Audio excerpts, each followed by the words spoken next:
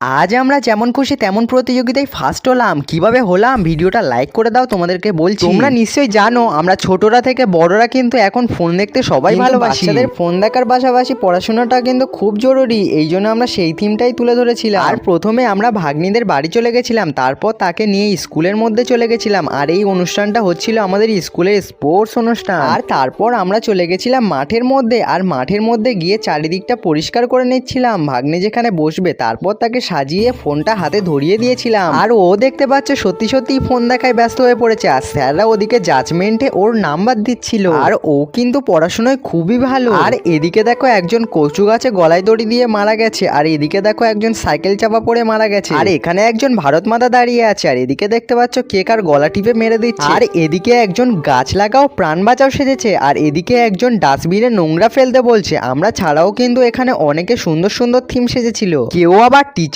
Student সেজেছে। তারপর প্রতিযোগিতা শেষ হওয়ার পর আমাদেরকে ফার্স্ট ঘোষণা করে। পুরস্কার তুলে দিচ্ছেন মুকুল কুশল মহাশয়, যে 613। আমরা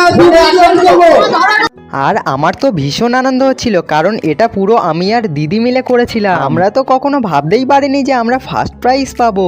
আর আমার সঙ্গে দেখতে পাচ্ছ ভাগ্নিও খুব আনন্দ, তাই ওই নেচে নেচে বাড়ি চলে